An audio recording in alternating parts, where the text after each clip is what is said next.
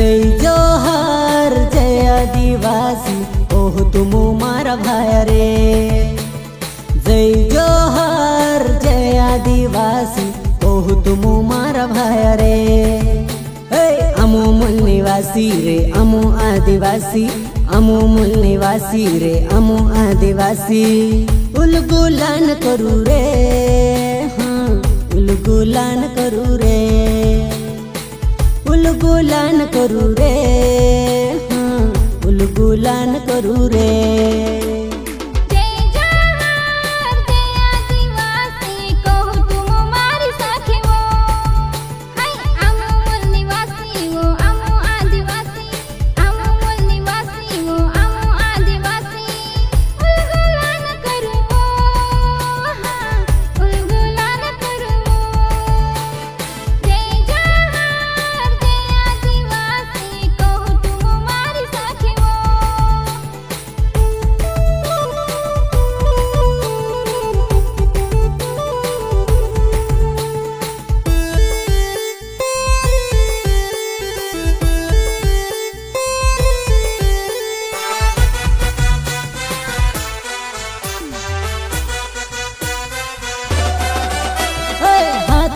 तीर मूछो परताव अंग्रेजू भागे देखीने आ।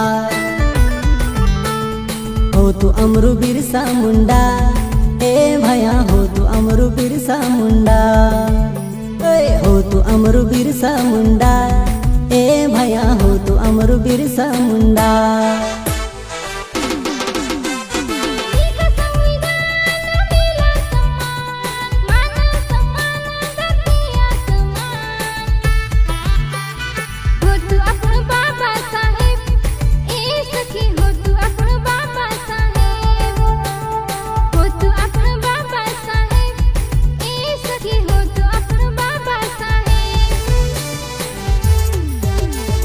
जय जय भीम जय आदिवासी ओह तुम मारा भाई रे। जय जय भीम जय आदिवासी ओह तुम मारा भाई रे। अमो मूल निवासी रे अमो आदिवासी, अमो मूल निवासी रे अमो आदिवासी। उलगुलान करू रे, हाँ उलगुलान करू रे, उलगुलान करू रे, हाँ उलगुलान करू रे।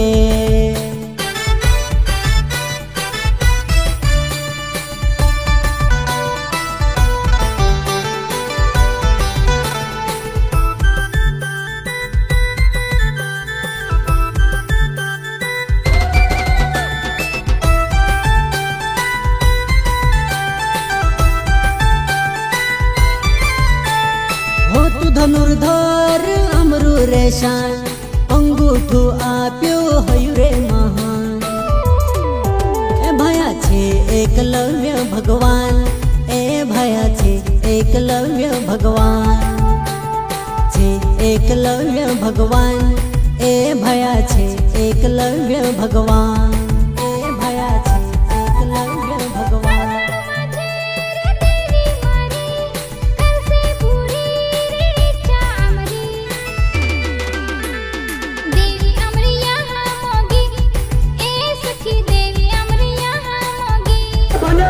समाजाची दिशाहीन करत आहे, नको म्हणून समाजामध्ये तेढ निर्माण करत आहे।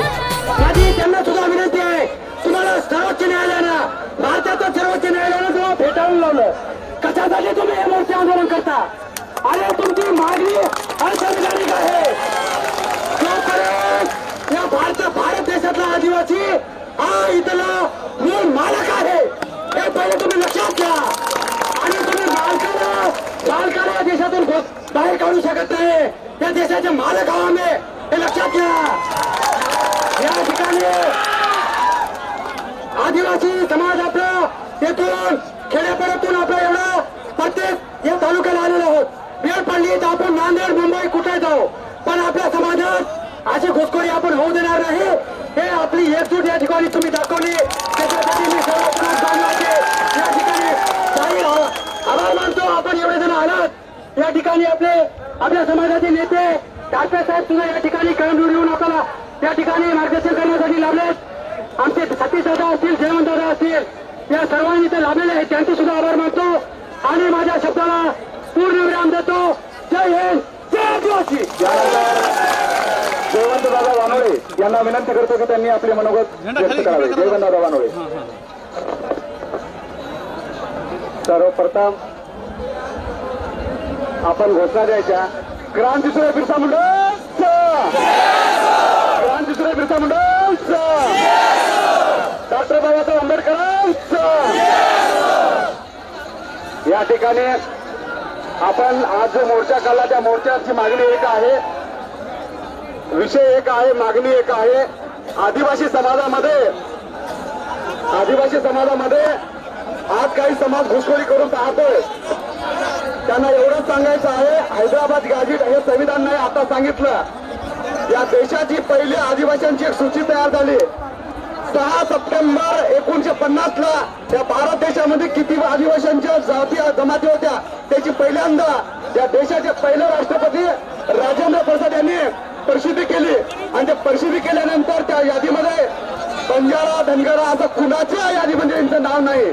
म्हणून 1950 ला जेव्हा संविधान अस्तित्वात आल्याच्या नंतर यादी प्रसिद्ध झाल्याच्या नंतर महाराष्ट्रात तर नाहीच नाही, देशातल्या कोणत्याच राज्यात बंजारा हा आदिवासी नव्हता आणि नाही.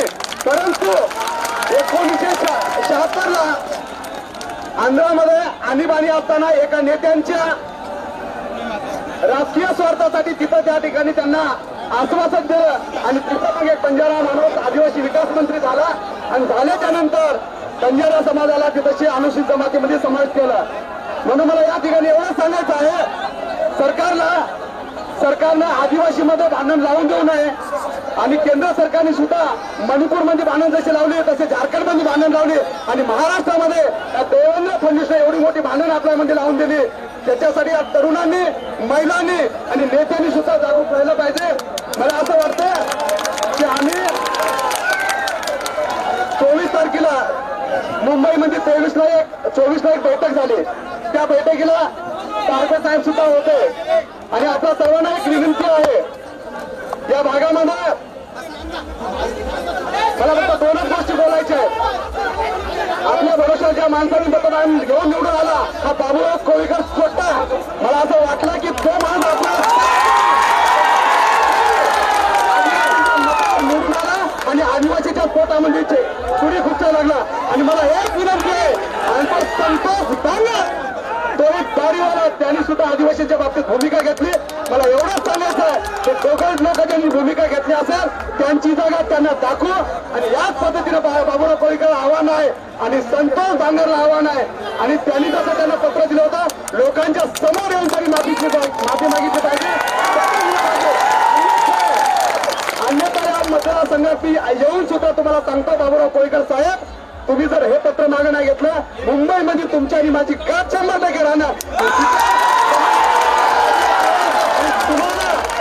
तुम्हाला जॉब विचारून तुम्हाला तुमची जागा दाखवेल. आणि म्हणून आदिवासी बांधवांना एवढंच आवाहन करतो, आपण सतर्क करा आणि ज्या तारके साहेब असतील किंवा अन्य नेत्यांचे आदेश असतील किंवा झिरवा साहेबांचा आदेश असेल, मोगे साहेबांचा आदेश असेल, सुधीर भुसारा साहेबांचा आदेश असेल, आपल्याला मुंबईला सुद्धा धडकण्याची आपल्याला एक वेळ येईल. त्यावेळेला आपण सगळ्यांनी आलं पाहिजे.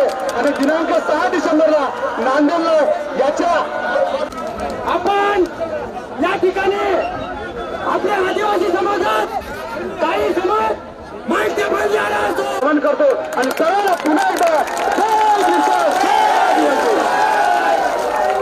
हे पलीकडे लाऊडस्पीकर बंद करा बरं. आणि हे तालुकास्तरीय मोर्चा आहे. इथून जर आपण उन्हातानामध्ये इथं मोर्चामध्ये शांततेत सहकार्य केलं त्याबद्दल सर्वांचे धन्यवाद व्यक्त करतो. बोलणारे बरेच धनगर समाज आणि बंजारा समाज आपल्यामध्ये आरक्षण मागत आहे, परंतु बाबासाहेबांच्या आरक्षणामध्ये आर्टिकल 342 नुसार कोणीही घुसखोरी करू शकत नाही आपल्या सगळ्यांना माहित आहे. परंतु या देशातला, या महाराष्ट्रातला आदिवासी समाज जागा आहे, त्यांच्या हक्काचे आरक्षणाचे रक्षण करण्यासाठी तो जागृत आहे हे दाखवून देण्याची वेळ सरकारला आलेली आहे. त्यामुळं उद्या 6 ऑक्टोबर नांदेडला आपण भव्य असा मोर्चा ठेवला आहे. सगळ्या बांधवांना मी विनंती करतो, याच्यापेक्षा दुप्पट संख्येने तिथं तुम्ही या आणि या शासनाला दाखवून द्या. नांदेड जिल्हा सगळा जाम झाला पाहिजे. शासनाला दुसऱ्या कोणाला आदिवासी आरक्षणाकडे वाकड्या नजरेने बघण्याची हिंमत नाही झाली पाहिजे. इथला आदिवासी दराखोऱ्यात राहणारा, शांत राहणारा, बाबासाहेबांच्या संविधानाला मानणारा आदिवासी गॅजेट निजेट चुनी द्यायला आम्ही काय मारत नाही. गॅजेट ही सांगण्याची वेळ आलेली आहे. उठलं की सुटलं आदिवासी समाजाचं आरक्षण मागायचं आणि आदिवासी समाजाला डिस्टर्ब करायचं हे इथला आदिवासी समाज खपवून घेणार नाही.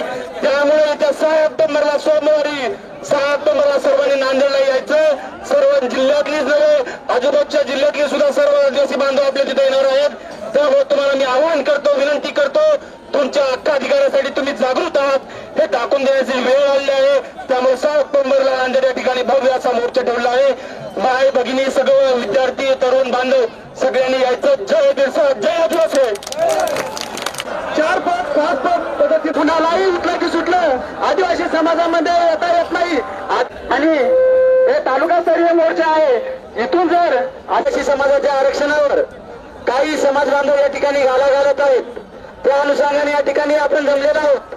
खरं तर आपण मागणीसाठी नाही तर आपला हे लढा या ठिकाणी या लढ्याच्या माध्यमातून सरकारला मोर्चाच्या माध्यमातून इशारा देण्यासाठी ही सभा आयोजित केलेली आहे.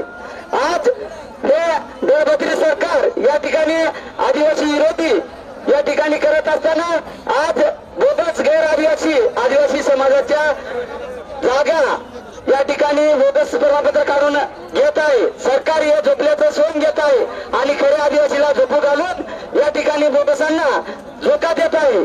खरं तर सरकारनं या आदिवासीच्या जे काही योजना आहेत त्यामध्ये शेती असेल, आपल्या बाकीच्या योजना या कुठल्याही प्रकारे न देता मधातच काहीतरी हैदराबाद गॅजेट त्यांनी लागू केलेला आहे आणि त्याच्या माध्यमातून येथील प्रस्थापित आमदार खासदार त्याला खत पाणी घालण्याचं काम करत आहेत. माझं एकच म्हणणं आहे, आपल्या मतदारसंघाच्या सुद्धा आमदारांनी या ठिकाणी ही चूक केलेली आहे. मला वाटतं यांनी 2014ची विधानसभा निवडणूक त्या ठिकाणी विसरलेली आहेत. याच्यानंतर 2024 मध्ये सुद्धा आपण माजी खासदारांना सुद्धा हे मतदारसंघ सोडून त्या ठिकाणी जायला सांगितलेलं आहे. या विद्यमान आमदारांना माझी विनंती आहे, येणाऱ्या काळामध्ये आपण आदिवासी समाजाच्या समर्थनात योग्य भूमिका घ्यावी. अन्यथा स्थानिक स्वराज्य संस्था असतील किंवा तुमची 2029 ची विधानसभा असेल, या ठिकाणी आदिवासी समाज तुम्हाला तुमची जागा दाखवल्याशिवाय राहणार नाही. आदिवासी म्हणलेलं हे आरक्षण संवैधानिक आहे आणि ते इथल्या आंडूपांडू आणि या दळभद्रीमुळे कुठे जाणार नाही. पण या ठिकाणी सरकारी फुलशाही पुढे झुकत आहे. त्यामुळे आपल्याला प्रतिमोर्चे सुद्धा या ठिकाणी काढावे लागत आहे. याच पुढे आपण सर्वांनी एकसंघ आपलं आरक्षण कसं टिकेल यासाठी सर्वांनी एकसंघ राहायचा एवढीच विनंती करतो आणि सर्वांना आपण सर्वजण मोठ्या संख्येने या ठिकाणी उपस्थित झाला त्याबद्दल मी आग्रह कमिटीच्या वतीनं आपले सर्वांचे जाहीर आभार करतो. धन्यवाद मानतो आणि थांबतो. जय बिरसा. या सरकारला आपल्याला याच्या येणाऱ्या निवडणुकीमध्ये असेल कोण्याही पद्धतीने त्याला त्याची जागा दाखविल्याशिवाय राहता हे आदिवासी समाज राहता येणार नाही. मित्र, तुम्हाला सांगतो, माझी हात जोडून विनंती आहे, या तालुक्यातील आमदार साहेबाला एकच विनंती आहे, जर तुम्हाला बंजारा समाजाला पत्र देता येत असेल तर आदिवासी समाजाला पत्र देण्याची गरज नव्हती. आणि जर तुम्हाला आदिवासी समाजाला पत्र द्यायचं असेल, त्यांचा लाड येत असेल तर त्या पत्रामध्ये तुम्ही उल्लेख केला की व्हिडिओ कॉन्फरन्सद्वारे तुम्हाला जाहीर माफी मागू. कुठं आहे तुमचा व्हिडिओ? अरे आमचा व्हिडिओ काय, त्यानंतर तुमचा व्हिडिओ काय? एवढे बोलून माझे 2 शब्द संपवतो, कारण बोलणारे मान्यवर खूप आहेत. सर्वांना जय भीम, जय आदिवासी, संविधान. याचा संतोष. आज आपण या ठिकाणी आदिवासी आरक्षण बचाव महामोर्चासाठी या ठिकाणी जमलेत आहोत. जोपर्यंत माझ्या भारताचं संविधान माझ्या पाठीमागे आहे तोपर्यंत हाशी भांडवल किती पत्र दिलं तरी आरक्षणाला धक्का लागणार नाही. आणि जोपर्यंत माझा समाज अशा प्रकारे जागृत राहील, कोणाच्या बापाची हिंमत नाही आमच्या समाजामध्ये यायची. आज कोणताही समाज येतो आणि आदिवासीमध्ये आरक्षण नसतो, येतो का तुमच्या बापाची फैली आहे का? आज हे आरक्षण माझ्या संविधानाने दिलेलं आहे आणि आम्ही हे आरक्षण जगण्याचे काम या ठिकाणी करतो. उद्या